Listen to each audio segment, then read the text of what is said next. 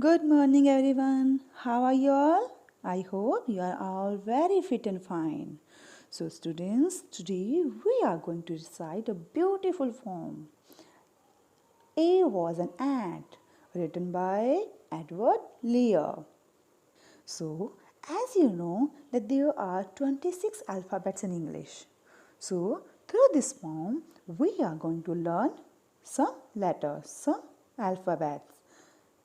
But before going forward, let's have a look on this animation poem. A was an ant. A was an ant who seldom stood still and who made a nice house in the side of a hill. A nice little ant. B was a book with a binding of blue and pictures and stories for me and for you. Nice little book. C was a cat who ran after a rat, but his courage did fail when she seized on his tail. Crafty old cat. D was a duck with spots on his back, who lived in the water and always said quack. Dear little duck. E was an elephant, stately and wise. He had tusks and a trunk and two queer little eyes. Oh, what funny small eyes. Okay, students, now let's start our poem. A was an ant. A was an ant who seldom stood still and who made a nice house in the side of a hill. A nice little ant. Here, letter A represents an ant. As you know, ant never gets tired.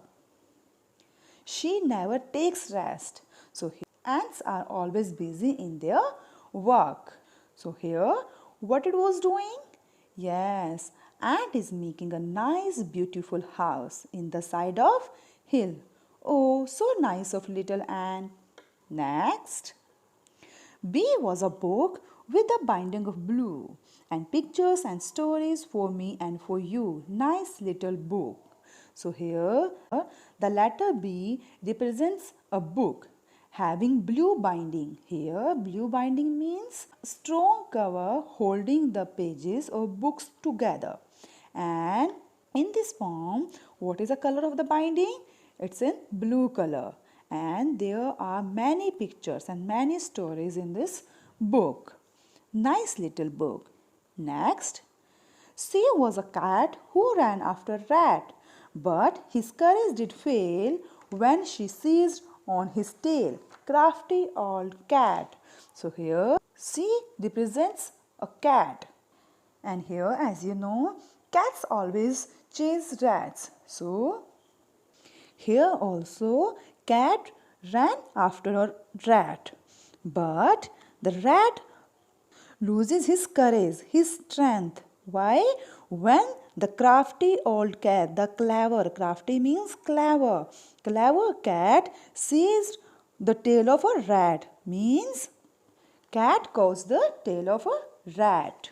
Next, D was a duck with spots on her back who lived in the water and always said quack, dear little duck. So here the letter D stands for duck. Letter represents a duck. In this poem there are some spots on the duck, on the back of duck, and she lives in the water. And what is the sound of duck? It's quack. She always said quack quack, dear little duck. Now move on. Next letter we have, it's E. E was an elephant, stately and wise. He had tusks and a trunk and two queer little eyes. Oh, what funny small eyes. Now we have letter E, and the letter E stands for elephant. So here stately and wise means, stately means strong. The elephant is very strong, very intelligent, and he had tusks. Tusks means large teeth and a trunk. Here you can see, and to queer little eyes, and these are looking very funny. These eyes are looking very funny, very small. Okay, students, got it? Students, you have also recite this poem. Okay, now let's do its back exercise. First we have here, take the correct answers. The first we have, the ant made a nice house in the side of a hill. And the book had both pictures and stories. The cat ran after a rat. Write two describing words from the poem for each of these. First is ant. Ant is very nice and little. Cat is crafty and old. Elephant is stately and wise. Next, match the rhyming words. First, hill with still, book with look, duck with luck, blue with you. Okay, now let's do its word meanings. So, here first one we have seldom, almost never, means not often. And next is seized on, here catch hold of, or you can say to take or use something. Next is crafty, clever, and stately, here very large. Large means impressive or grand in size. Okay, the last is here we have queer. It means strange, means surprising, unusual. Now next we have, students, frame sentences. The same words we have, you have to make the sentences on them by yourself.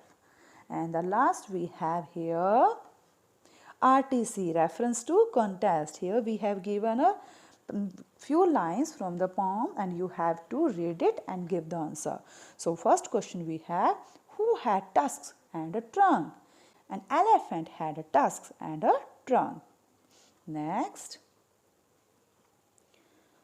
what do you mean by the word tusks? Tusk means a very long pointed teeth on an elephant. And in the last, what is the name of the poet? It's Edward Lear.